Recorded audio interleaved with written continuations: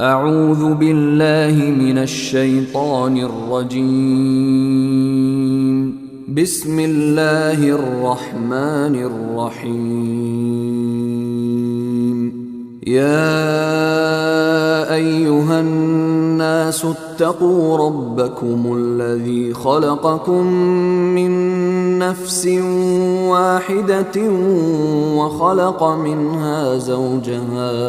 وخلق منها زوجها وبث منهما رجالا كثيرا ونساء،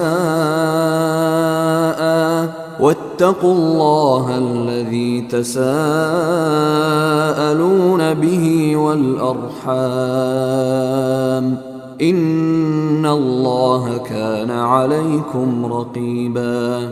وآتوا اليتامى أموالهم ولا تتبدلوا الخبيث بالطيب، ولا تأكلوا أموالهم إلى أموالكم، إنه كان حوبا كبيرا. وإن خفتم ألا تقسطوا في اليتامى فانكحوا ما طاب لكم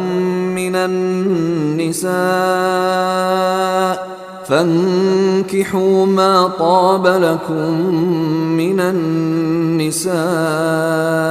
مثنى وثلاث ورباع، فإن خفتم ألا تعدلوا فواحدة أو ما ملكت أيمانكم، ذلك أدنى ألا تعولوا. وآتوا النساء صدقاتهن نحلة، فإن طبن لكم عن شيء منه نفسا فكلوه هنيئا مريئا. ولا تؤتوا السفهاء أموالكم التي جعل الله لكم قياما وارزقوهم فيها واكسوهم وقولوا لهم قولا معروفا. وابتلوا اليتامى حتى إذا بلغوا النكاح فإن آنستم منهم رشدا فادفعوا إليهم أموالهم، ولا تأكلوها إسرافا وبدارا أن يكبروا. ومن كان غنيا فليستعفف، ومن كان فقيرا فليأكل بالمعروف. فإذا دفعتم إليهم أموالهم فأشهدوا عليهم، وكفى بالله حسيبا.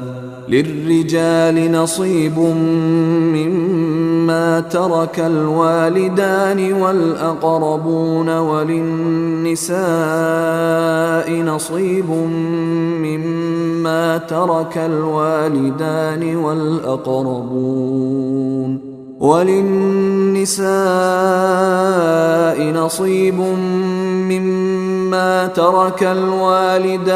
والأقربون مما قل منه أو كثر، نصيبا مفروضا. وإذا حضر القسمة أولو القربى واليتامى والمساكين فارزقوهم منه وقولوا لهم قولا معروفا. وليخشى الذين لو تركوا من خلفهم ذرية ضعافا خافوا عليهم فليتقوا الله وليقولوا قولا سديدا. إن الذين يأكلون أموال اليتامى ظلما إنما يأكلون في بطونهم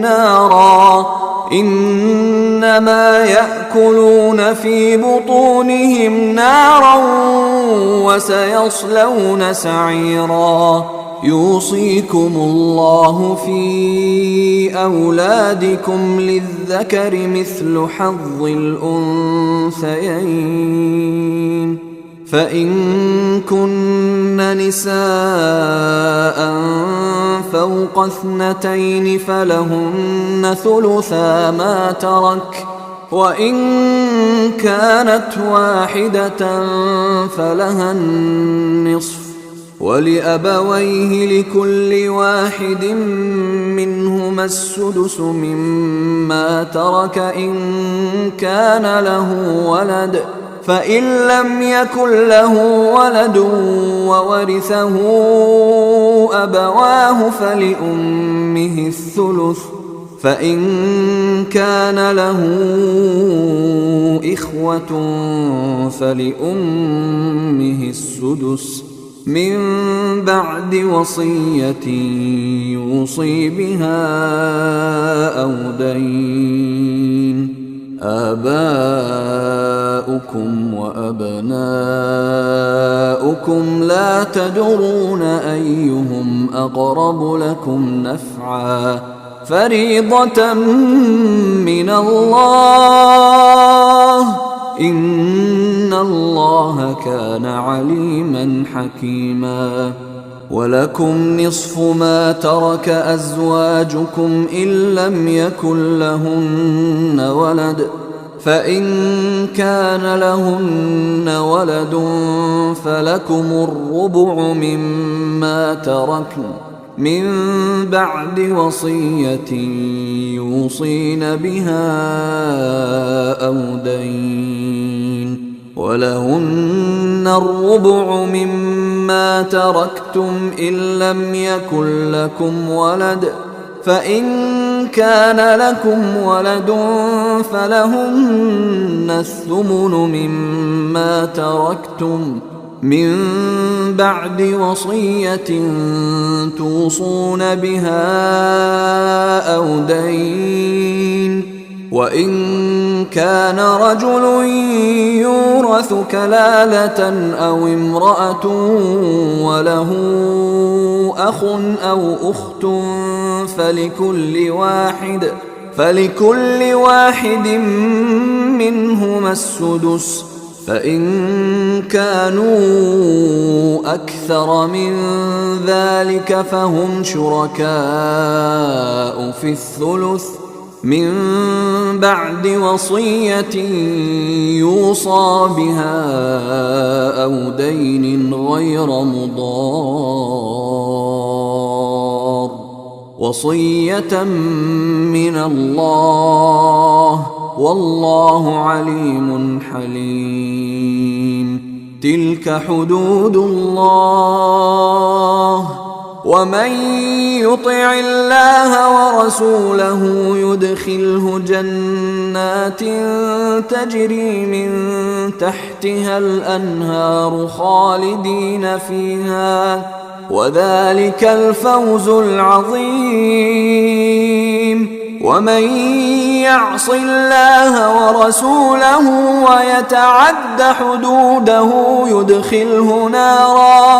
يدخله نارا خالدا فيها وله عذاب مهين. واللاتي يأتين الفاحشة من نسائكم فاستشهدوا عليهن 4 منكم، فإن شهدوا فأمسكوهن في البيوت حتى يتوفاهن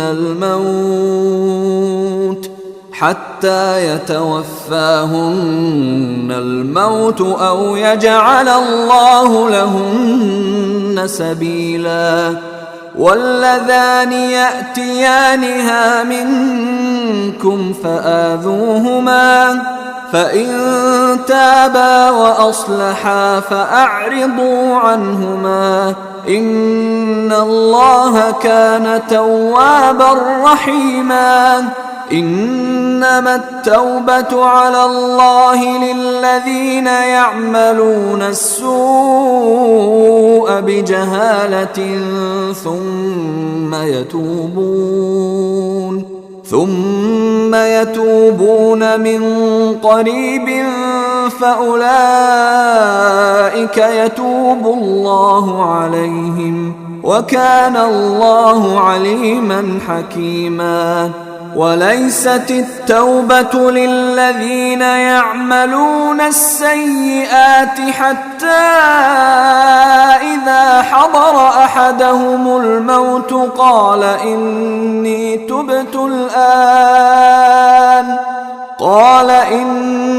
تبت الآن ولا الذين يموتون وهم كفار أولئك أعتدنا لهم عذابا أليما. يا أيها الذين آمنوا لا يحل لكم أن ترثوا النساء كرها ولا تعضلوهن لتذهبوا ببعض ما آتيتموهن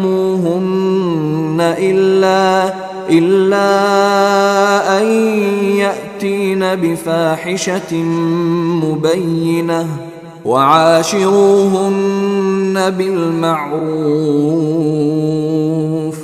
فإن كرهتموهن فعسى أن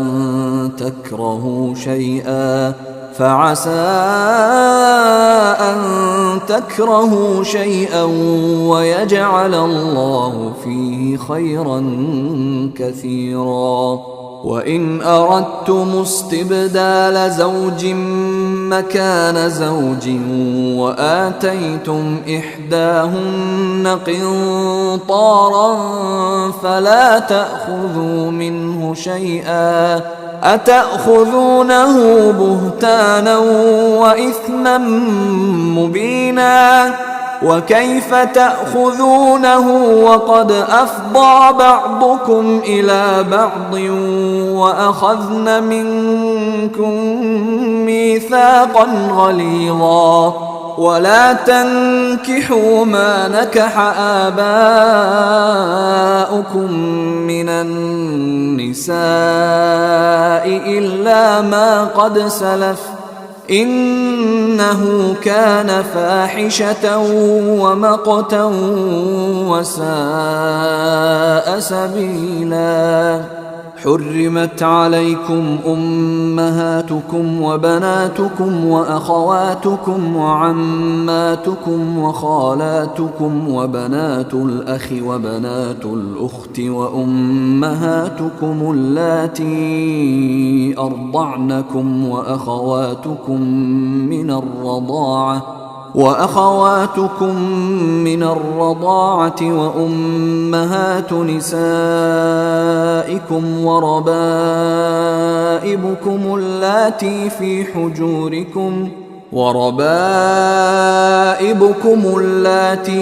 حجوركم من نسائكم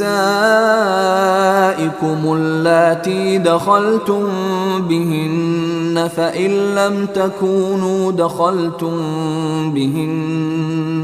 فإن لم تكونوا دخلتم بهن فلا جناح عليكم. وحلائل أبنائكم الذين من أصلابكم وأن تجمعوا بين الأختين إلا ما قد سلف إن الله كان غفورا رحيما.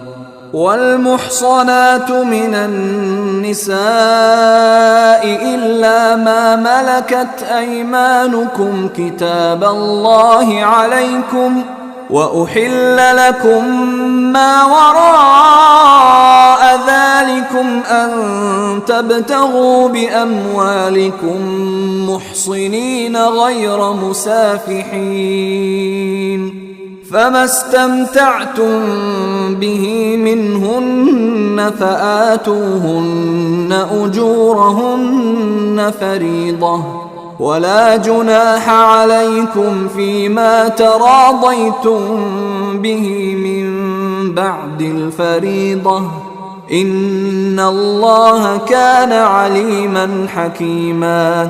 ومن لم يستطع منكم طولا أن ينكح المحصنات المؤمنات فمما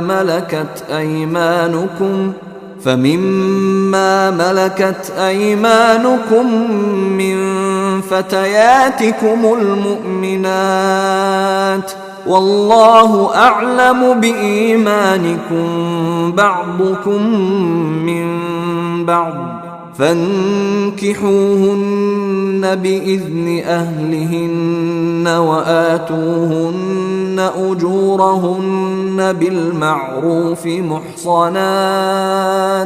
محصنات غير مسافحات ولا متخذات أخدان، فإذا أحصن فإن أتين بفاحشة فعليهن نصف ما على المحصنات من العذاب، ذلك لمن خشي العنة منكم، وأن تصبروا خير لكم، والله غفور رحيم.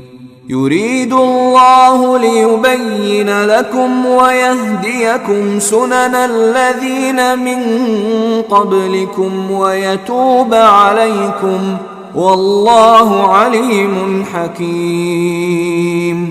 والله يريد أن يتوب عليكم ويريد الذين يتبعون الشهوات أن تميلوا ميلا عظيما.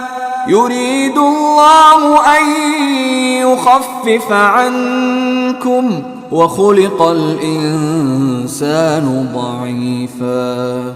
يا أيها الذين آمنوا لا تأكلوا أموالكم بينكم بالباطل إلا أن تكون تجارة عن تراض منكم، ولا تقتلوا أنفسكم، إن الله كان بكم رحيما. ومن يفعل ذلك عدوانا وظلما فسوف نصليه نارا، وكان ذلك على الله يسيرا. إن تجتنبوا كبائر ما تنهون عنه نكفر عنكم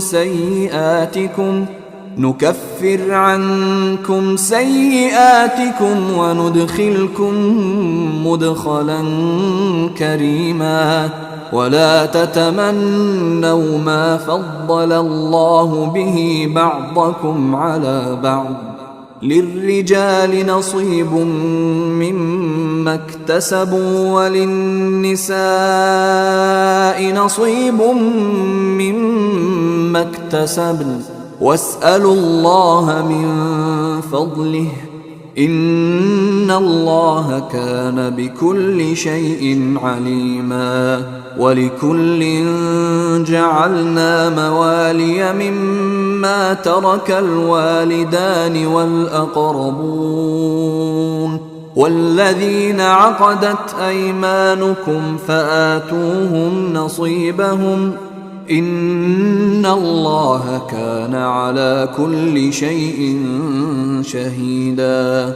الرجال قوامون على النساء بما فضل الله بعضهم على بعض وبما أنفقوا من أموالهم، فالصالحات قانتات حافظات للغيب بما حفظ الله، واللاتي تخافون نشوزهن فعظوهن واهجروهن في المضاجع واضربوهن، فإن أطعنكم فلا تبغوا عليهن سبيلا، إن الله كان عليا كبيرا.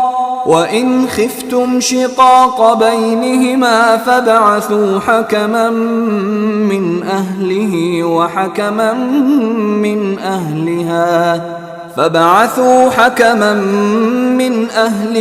وحكما من أهلها إن يريدا إصلاحا يوفق الله بينهما، إن الله كان عليما خبيرا. واعبدوا الله ولا تشركوا به شيئا وبالوالدين إحسانا وبذي القربى واليتامى والمساكين والجار ذي القربى والجار الجنب والصاحب بالجنب وابن السبيل وما ملكت أيمانكم، إن الله لا يحب من كان مختالا فخورا. الذين يبخلون ويأمرون الناس بالبخل ويكتمون ما آتاهم الله من فضله، وأعتدنا للكافرين عذابا مهينا. والذين ينفقون أموالهم رئاء الناس ولا يؤمنون بالله ولا باليوم الآخر، ومن يكن الشيطان له قرينا فساء قرينا.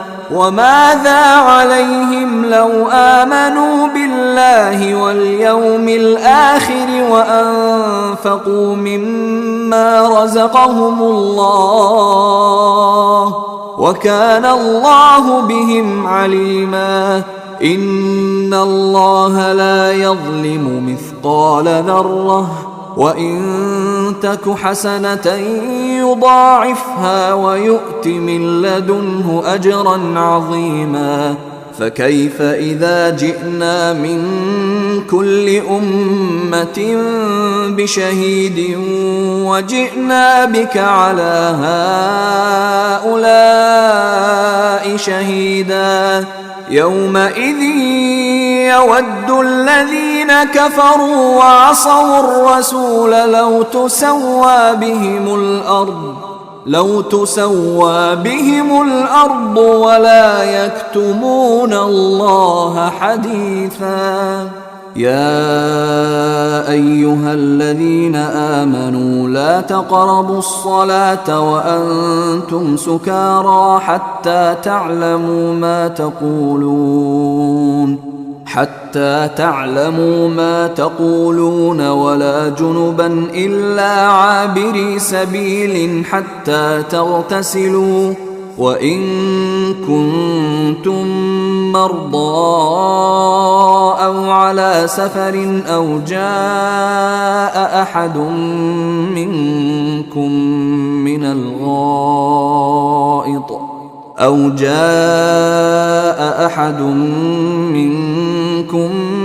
الغائط أو لامستم النساء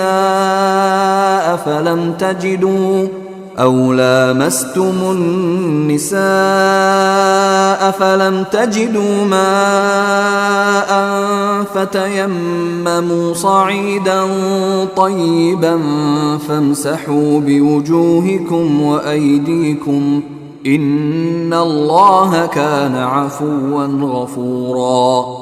ألم تر إلى الذين أوتوا نصيبا من الكتاب يشترون الضلالة ويريدون أن تضلوا السبيل، والله أعلم بأعدائكم وكفى بالله وليا وكفى بالله نصيرا. من الذين هادوا يحرفون الكلم عن مواضعه ويقولون سمعنا وعصينا واسمع غير مسمع وراعنا ليا بألسنتهم وطعنا في الدين.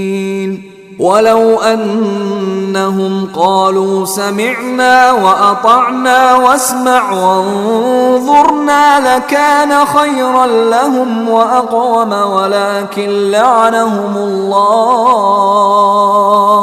ولكن لعنهم الله بكفرهم فلا يؤمنون إلا قليلا. يا أيها الذين أوتوا الكتاب آمنوا بما نزلنا مصدقا لما معكم من قبل أن نطمس وجوها فنردها على أدبارها أو نلعنهم كما لعنا أصحاب السبت وكان أمر الله مفعولا.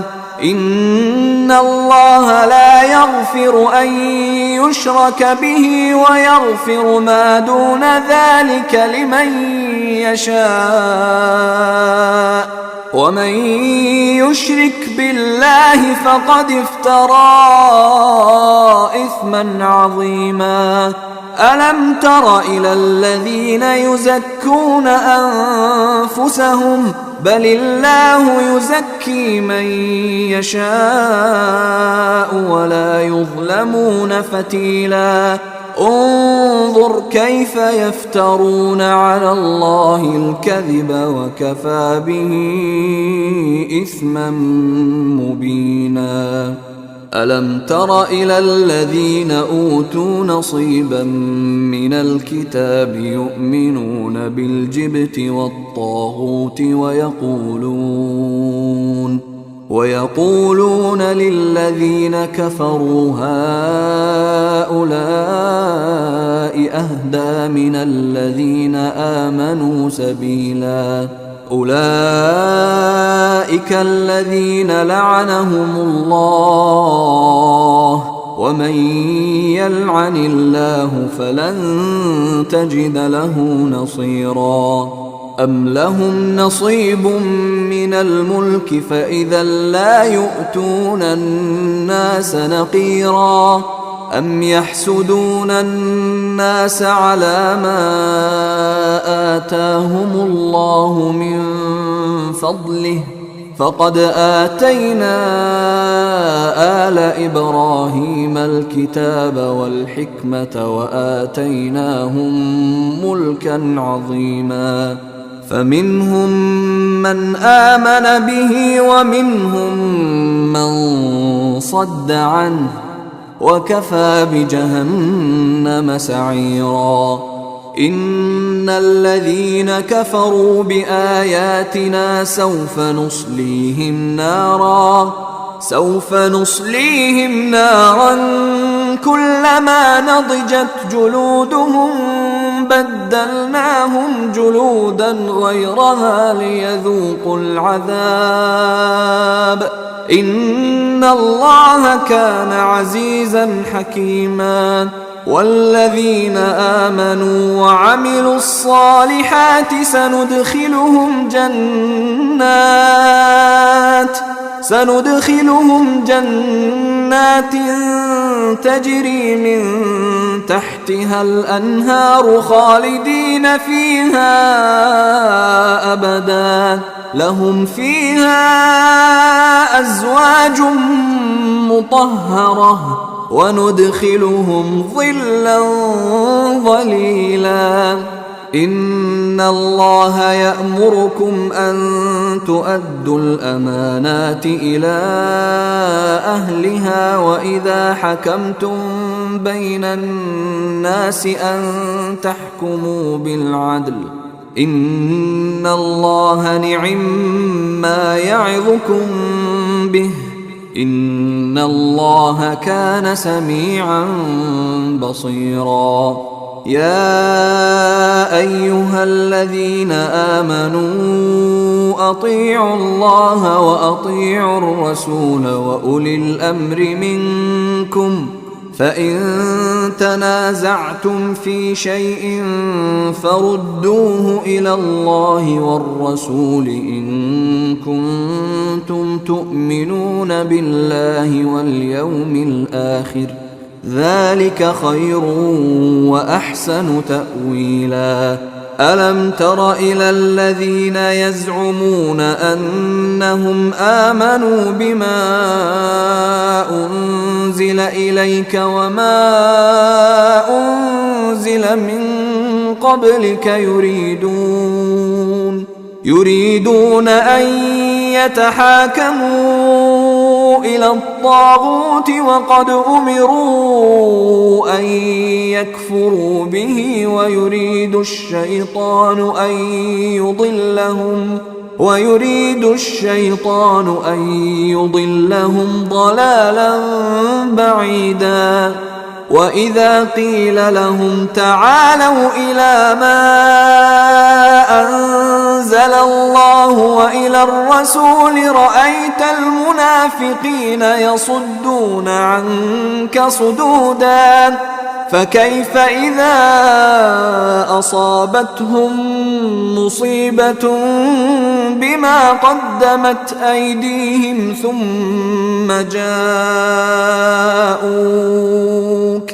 ثم جاءوك يحلفون بالله إن أردنا إلا إحسانا وتوفيقا.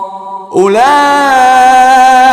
الذين يعلم الله ما في قلوبهم فأعرض عنهم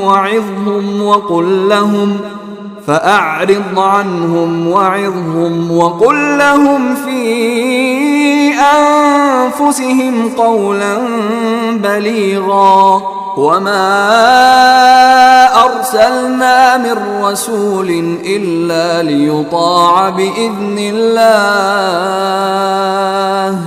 ولو أنهم إذ ظلموا أنفسهم جاءوك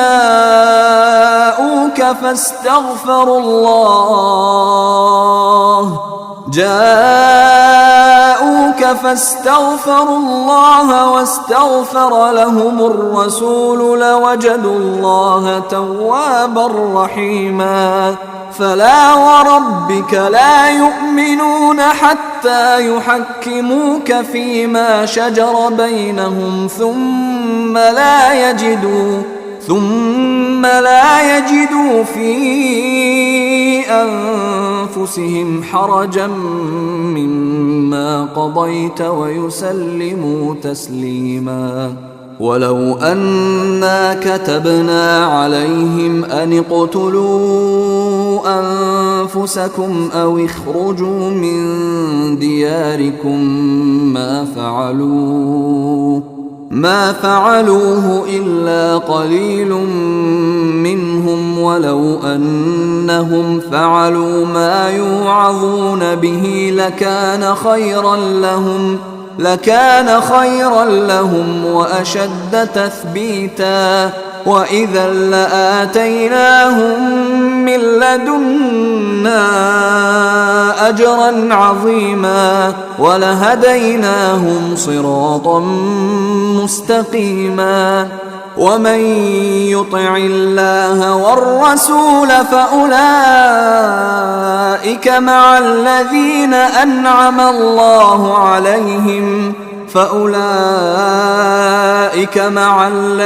أنعم الله عليهم من النبيين والصديقين والشهداء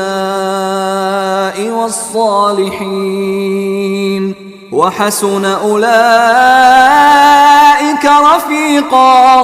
ذلك الفضل من الله وكفى بالله عليما. يا أيها الذين آمنوا خذوا حذركم فانفروا ثبات أو انفروا جميعا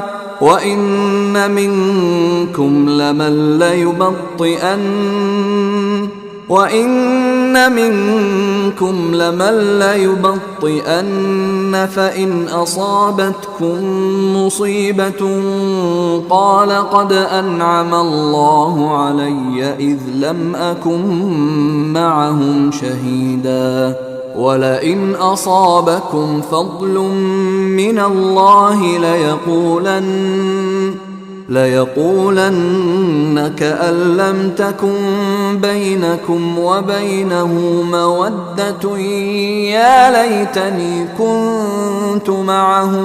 يا ليتني كنت معهم فأفوز فوزا عظيما فليقاتل في سبيل الله الذين يشرون الحياة الدنيا بالآخرة ومن يقاتل في سبيل الله فيقتل أو يغلب فسوف نؤتيه أجرا عظيما وما لكم لا تقاتلون في سبيل الله والمستضعفين من الرجال والنساء والولدان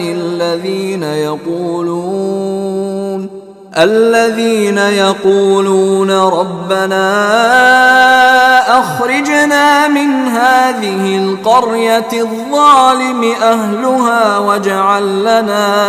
واجعل لنا من لدنك وليا واجعل لنا من لدنك نصيرا الذين آمنوا يقاتلون في سبيل الله والذين كفروا يقاتلون في سبيل الطاغوت فقاتلوا أولياء الشيطان إن كيد الشيطان كان ضعيفا ألم تر إلى الذين قيل لهم كفوا أيديكم وأقيموا الصلاة وآتوا الزكاة فلما كتب عليهم القتال إذا فريق منهم يخشون الناس كخشية الله أو أشد خشية وقالوا ربنا لم كتبت علينا القتال لولا أخرتنا إلى أجل قريب قل متاع الدنيا قليل والآخرة خير لمن اتقى ولا تظلمون فتيلا أينما تكونوا يدرككم الموت ولو كنتم في بروج مشيدة وإن تصبهم حسنة يقولوا هذه من عند الله وإن تصبهم سيئة يقولوا هذه من عندك قل كل من عند الله فما لهؤلاء القوم لا يكادون يفقهون حديثا ما أصابك من حسنة فمن الله وما أصابك من سيئة فمن نفسك وأرسلناك للناس رسولا وكفى بالله شهيدا من يطع الرسول فقد أطاع الله ومن تولى فما أرسلناك عليهم حفيظا ويقولون طاعة فإذا برزوا من عندك بيت طائفة منهم غير الذي تقول والله يكتب ما يبيتون فأعرض عنهم وتوكل على الله وكفى بالله وكيلا أفلا يتدبرون القرآن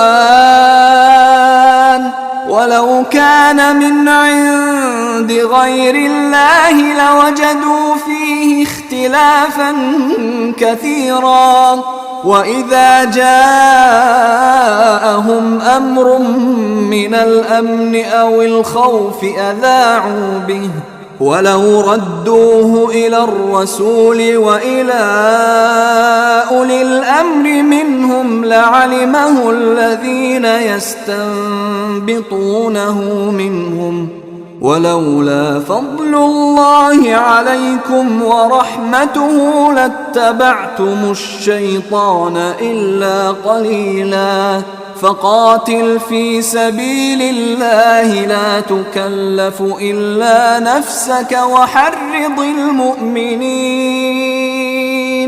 عسى الله أن يكف بأس الذين كفروا والله أشد بأسا وأشد تنكيلا من يشفع شفاعة حسنة يكن له نصيب منها ومن يشفع شفاعة سيئة يكن له كفل منها وكان الله على كل شيء مقيتا وإذا حييتم بتحية فحيوا بأحسن منها أو ردوها إن الله كان على كل شيء حسيبا الله لا إله إلا هو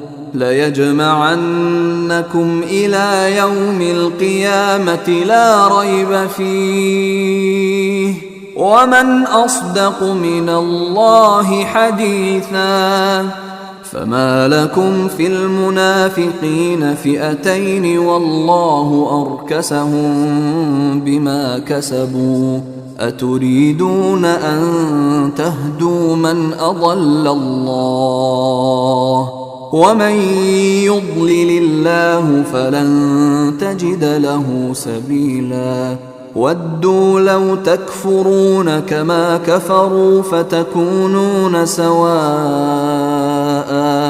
فلا تتخذوا منهم أولياء حتى يهاجروا في سبيل الله فإن تولوا فخذوهم واقتلوهم حيث وجدتموهم ولا تتخذوا منهم وليا ولا نصيرا إلا الذين يصلون إلى قوم بينكم وبينهم ميثاق أو جاءوكم حصرت صدورهم أن يقاتلوكم أو يقاتلوا قومهم ولو شاء الله لسلطهم عليكم فلقاتلوكم فإن اعتزلوكم فلم يقاتلوكم وألقوا إليكم السلم فما جعل الله لكم عليهم سبيلا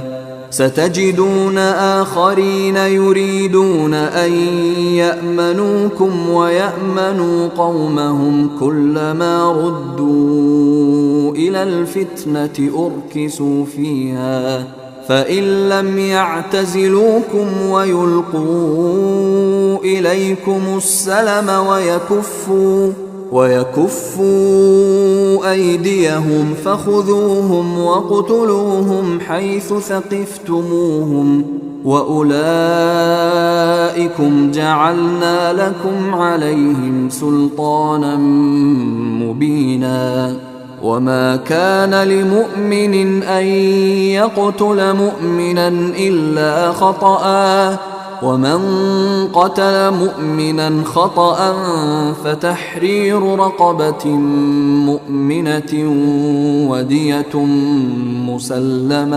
ودية مسلمة إلى أهله إلا أن يصدقوا فإن كان من قوم عدو لكم وهو مؤمن فتحرير رقبة مؤمنة وإن كان من قوم بينكم وبينهم ميثاق فدية مسلمة إلى أهله وتحرير رقبة مؤمنة فمن لم يجد فصيام شهرين متتابعين توبة من الله وكان الله عليما حكيما ومن يقتل مؤمنا متعمدا فجزاؤه جهنم خالدا فيها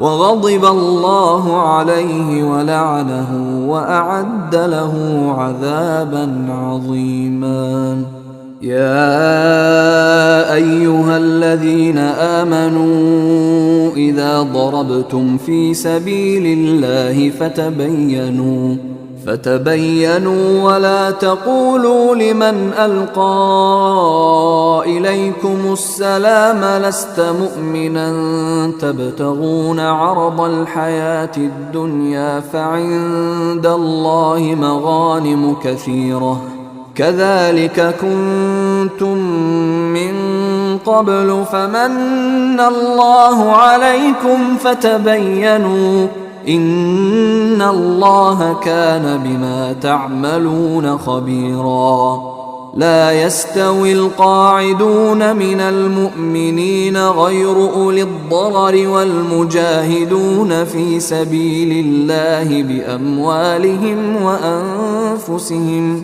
فضل الله المجاهدين بأموالهم وأنفسهم على القاعدين درجة وكلا وعد الله الحسنى وفضل الله المجاهدين على القاعدين أجرا عظيما درجات منه ومغفرة ورحمة وكان الله غفورا رحيما إن الذين توفاهم الملائكة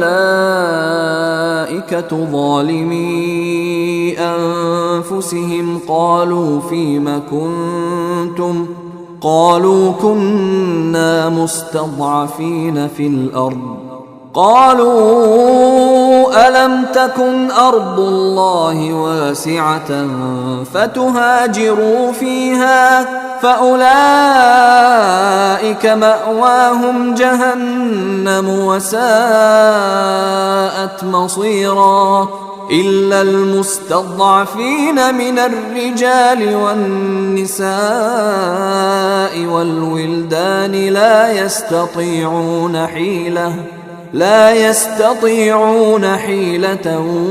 ولا يهتدون سبيلا فأولئك عسى الله أن يعفو عنهم وكان الله عفوا غفورا ومن يهاجر في سبيل الله يجد في الأرض مراغما كثيرا وسعة ومن يخرج من بيته مهاجرا إلى الله ورسوله ثم يدركه الموت ثم يدركه الموت فقد وقع أجره على الله، وكان الله غفورا رحيما. وإذا ضربتم في الأرض فليس عليكم جناح أن تقصروا من الصلاة إن خفتم أن يفتنكم الذين كفروا، إن الكافرين كانوا لكم عدوا مبينا. وإذا كنت فيهم فأقمت لهم الصلاة فلتقم طائفة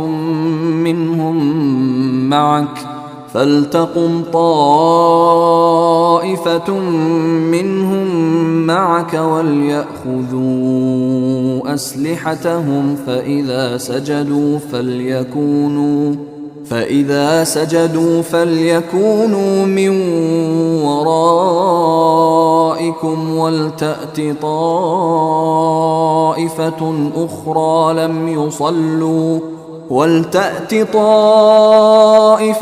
أخرى لم يصلوا فليصلوا معك وليأخذوا حذرهم وأسلحتهم.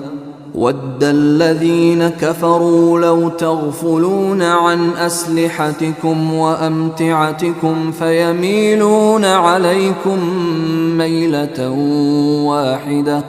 وَلَا جُنَاحَ عَلَيْكُمْ إِن كَانَ بِكُمْ أَذًى مِّن مَّطَرٍ أَوْ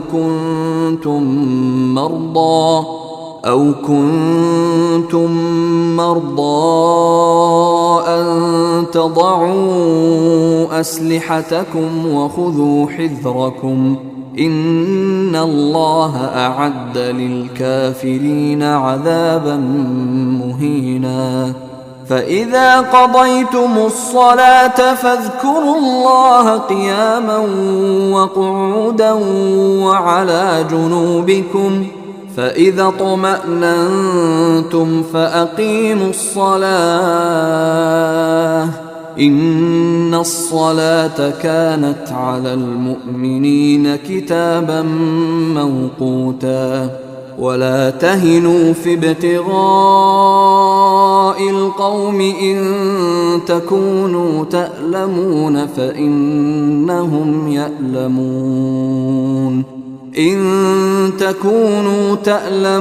فإنهم يألمون كما تألمون، وترجون من الله ما لا يرجون، وكان الله عليما حكيما.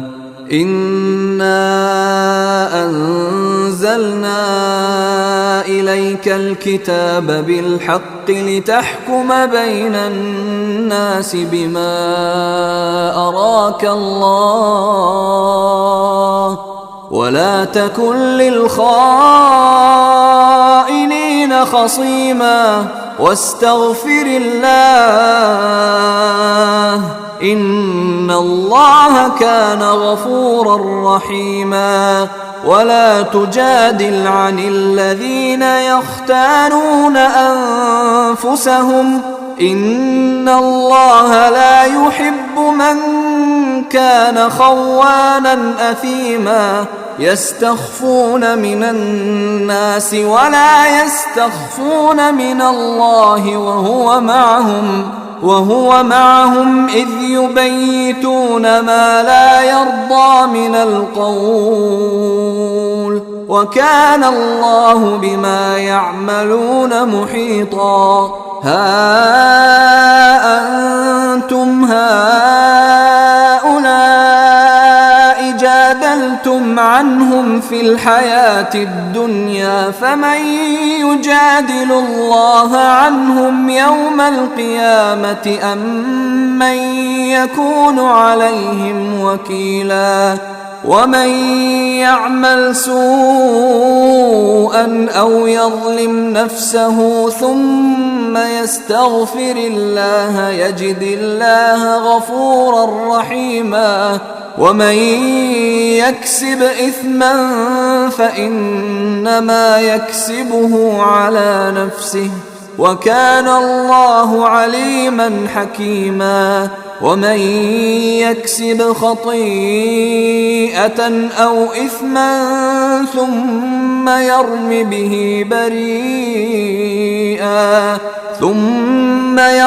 به بريئا فقد احتمل بهتانا وإثما مبينا. ولولا فضل الله عليك ورحمته لهمت طائفة منهم أن يضلوك وما يضلون إلا أنفسهم وما يضرونك من شيء. وأنزل الله عليك الكتاب والحكمة وعلمك ما لم تكن تعلم وكان فضل الله عليك عظيما. لا خير في كثير من نجواهم إلا من أمر بصدقة أو معروف أو إصلاح بين الناس ومن يفعل ذلك ابتغاء مرضات الله فسوف نؤتيه أجرا عظيما. ومن يشاقق الرسول من بعد ما تبين له الهدى ويتبع غير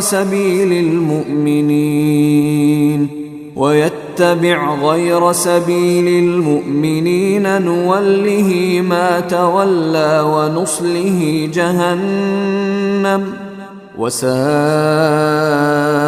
مصيرا.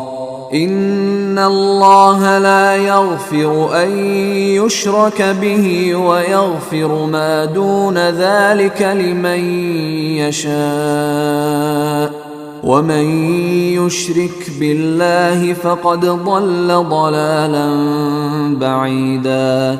إن يدعون من دونه إلا إناثا وإن يدعون إلا شيطانا مريدا لعنه الله وقال لأتخذن من عبادك نصيبا مفروضا ولأضلنهم ولأمنينهم ولآمرنهم فليبتكن آذان الأنعام ولآمرنهم فليغيرن خلق الله ومن يتخذ الشيطان وليا من دون الله فقد خسر خسرانا مبينا. يعدهم ويمنيهم وما يعدهم الشيطان إلا غرورا. أولئك مأواهم جهنم ولا يجدون عنها محيصا. والذين آمنوا وعملوا الصالحات سندخلهم جنات تجري من تحتها الأنهار خالدين فيها أبدا وعد الله حقا ومن أصدق من الله قيلا. ليس بأمانيكم ولا أماني أهل الكتاب. من يعمل سوءا يجز به ولا يجد له من دون الله وليا ولا نصيرا. ومن يعمل من الصالحات من ذكر أو أنثى وهو مؤمن فأولئك يدخلون الجنة ولا يظلمون نقيرا. ومن أحسن دينا ممن أسلم وجهه لله وهو محسن واتبع ملة إبراهيم حنيفا واتخذ الله إبراهيم خليلا ولله ما في السماوات وما في الأرض وكان الله بكل شيء محيطا ويستفتونك في النساء قل الله يفتيكم فيهن وما يتلى عليكم في الكتاب في يتامى النساء اللاتي لا تؤتونهن ما كتب لهن وترغبون أن تنكحوهن والمستضعفين من الولدان وأن تقوموا لليتامى بالقسط وما تفعلوا من خير فإن الله كان به عليما وإن امرأة خافت من بعلها نشوزا أو إعراضا فلا جناح عليهما أن يصلحا بينهما صلحا والصلح خير وأحضرت الأنفس الشح وإن تحسنوا وتتقوا فإن الله كان بما تعملون خبيرا ولن تستطيعوا أن تعدلوا بين النساء ولو حرصتم فلا تميلوا كل الميل فتذروها كالمعلقة وإن تصلحوا وتتقوا فإن الله كان غفورا رحيما وإن يتفرقا يغن الله كلا من سعته وكان الله واسعا حكيما ولله ما في السماوات وما في الأرض ولقد وصينا الذين أوتوا الكتاب من قبلكم وإياكم أن اتقوا الله وإن تكفروا فإن لله ما في السماوات وما في الأرض وكان الله غنيا حميدا ولله ما في السماوات وما في الأرض وكفى بالله وكيلا إن يشأ يذهبكم أيها الناس ويأت بآخرين وكان الله على ذلك قديرا من كان يريد ثواب الدنيا فعند الله ثواب الدنيا والآخرة وكان الله سميعا بصيرا يا أيها الذين آمنوا كونوا قوامين بالقسط شهداء لله ولو على أنفسكم أو الوالدين والأقربين إن يكن غنيا أو فقيرا فالله أولى بهما فلا تتبعوا الهوى أن تعدلوا وإن تلووا أو تعرضوا فإن الله كان بما تعملون خبيرا يا أيها الذين آمنوا بالله ورسوله والكتاب الذي نزل على رسوله والكتاب الذي أنزل من قبل ومن يكفر بالله وملائكته وكتبه ورسله واليوم الآخر فقد ضل ضلالا بعيدا. إن الذين آمنوا ثم كفروا ثم آمنوا ثم كفروا ثم ازدادوا كفرا لم يكن الله ليغفر لهم ولا ليهديهم سبيلا.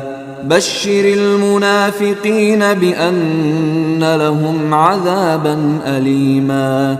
الذين يتخذون الكافرين أولياء من دون المؤمنين أيبتغون عندهم العزة فإن العزة لله جميعا. وقد نزل عليكم في الكتاب أن إذا سمعتم آيات الله يكفر بها ويستهزأ بها فلا تقعدوا معهم حتى يخوضوا في حديث غيره إنكم إذا مثلهم. إن الله جامع المنافقين والكافرين في جهنم جميعا. الذين يتربصون بكم فإن كان لكم فتح من الله قالوا ألم نكن معكم وإن كان للكافرين نصيب قالوا ألم نستحوذ عليكم ونمنعكم من المؤمنين فالله يحكم بينكم يوم القيامة ولن يجعل الله للكافرين على المؤمنين سبيلا. إن المنافقين يخادعون الله وهو خادعهم وإذا قاموا إلى الصلاة قاموا كسالى يراءون الناس ولا يذكرون الله إلا قليلا. مذبذبين بين ذلك لا إله هؤلاء ولا إله هؤلاء ومن يضلل الله فلن تجد له سبيلا. يا أيها الذين آمنوا لا تتخذوا الكافرين أولياء من دون المؤمنين أتريدون أن تجعلوا لله عليكم سلطانا مبينا.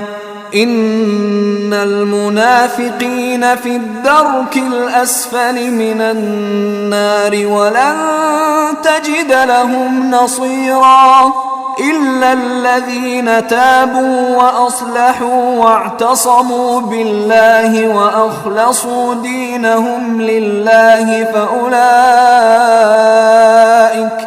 فأولئك مع المؤمنين وسوف يؤتي الله المؤمنين أجرا عظيما. ما يفعل الله بعذابكم إن شكرتم وآمنتم وكان الله شاكرا عليما. لا يحب الله الجهر بالسوء من القول إلا من ظلم وكان الله سميعا عليما. إن تبدوا خيرا أو تخفوه أو تعفوا عن سوء فإن الله كان عفوا قديرا. إن الذين يكفرون بالله ورسله ويريدون أن يفرقوا بين الله ورسله ويقولون نؤمن ببعض ونكفر ببعض ويريدون أن يتخذوا بين ذلك سبيلا أولئك هم الكافرون حقا وأعتدنا للكافرين عذابا مهينا والذين آمنوا بالله ورسله ولم يفرقوا بين أحد منهم أولئك سوف يؤتيهم أجورهم وكان الله غفورا رحيما يسألك أهل الكتاب أن تنزل عليهم كتابا من السماء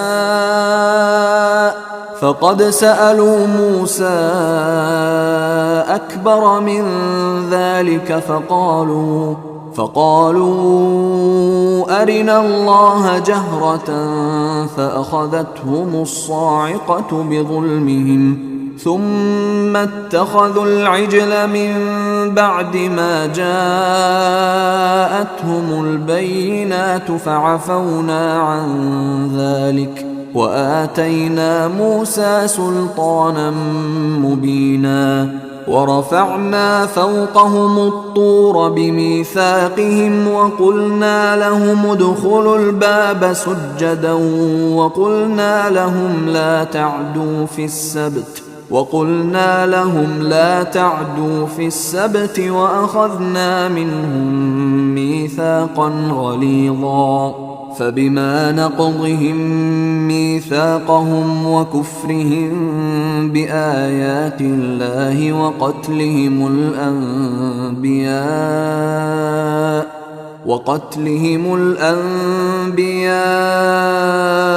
بغير حق وقولهم قلوبنا غلف بل طبع الله عليها بكفرهم فلا يؤمنون إلا قليلا وبكفرهم وقولهم على مريم بهتانا عظيما وقولهم إنا قتلنا المسيح عيسى ابن مريم رسول الله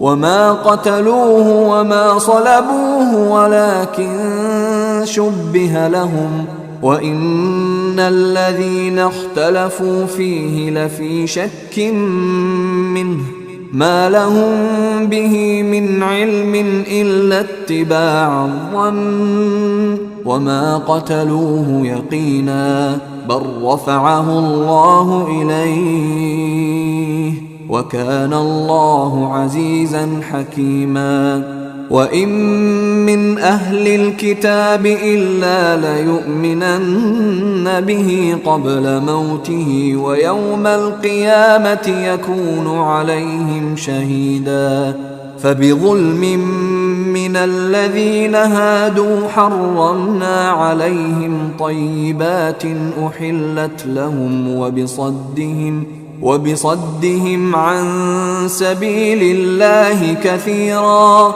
وأخذهم الربا وقد نهوا عنه وأكلهم أموال الناس بالباطل وأعتدنا للكافرين منهم عذابا أليما لكن الراسخون في العلم منهم والمؤمنون يؤمنون بما أنزل إليك وما أنزل من قبلك والمقيمين الصلاة والمؤتون الزكاة والمؤمنون بالله واليوم الآخر أولئك سنؤتيهم أجرا عظيما إنا أوحينا إليك كما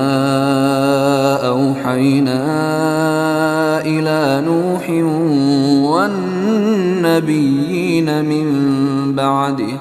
وأوحينا إلى إبراهيم وإسماعيل وإسحاق ويعقوب والأسباط وعيسى وأيوب ويونس وهارون وسليمان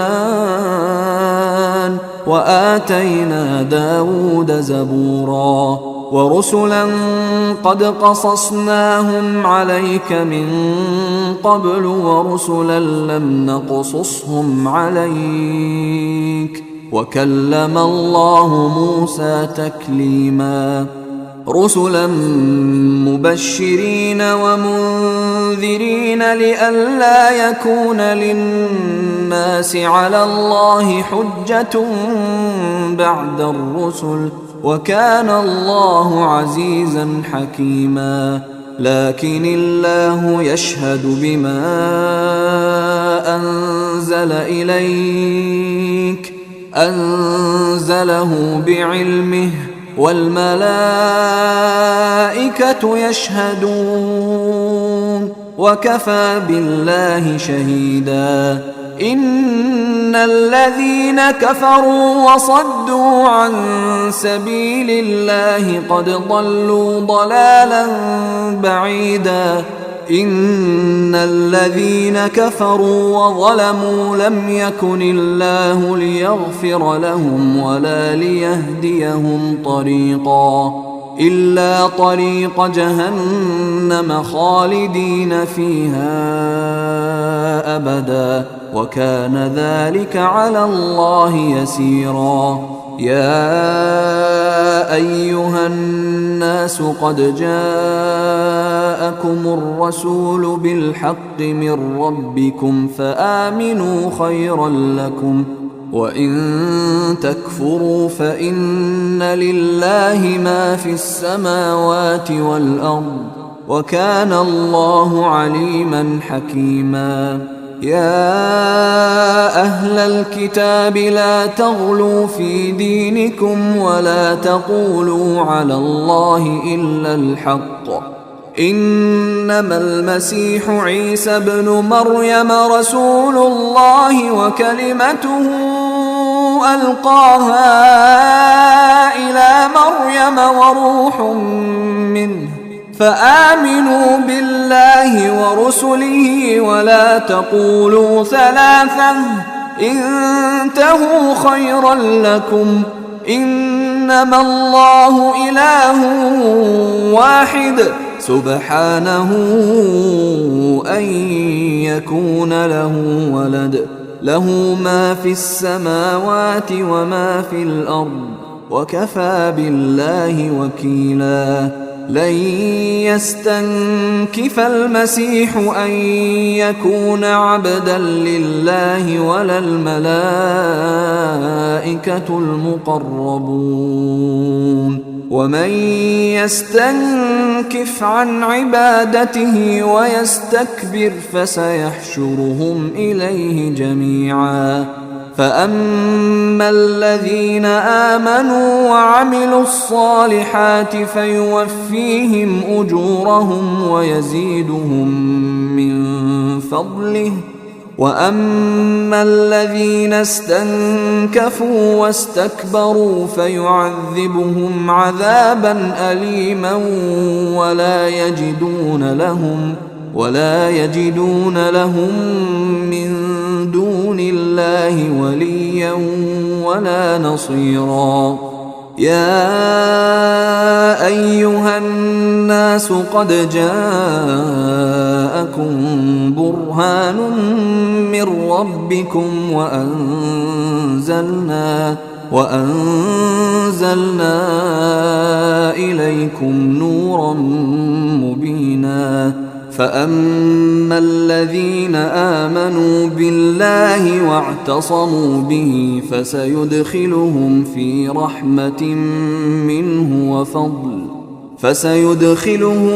رحمة منه وفضل ويهديهم إليه صراطا مستقيما.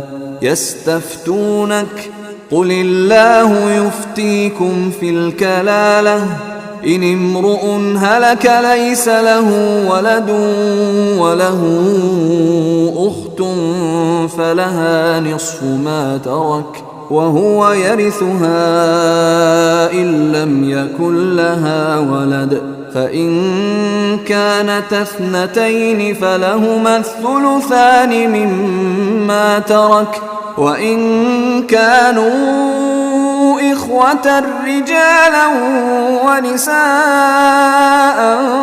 فللذكر مثل حظ الأنثيين يبين الله لكم أن تضلوا والله بكل شيء عليم.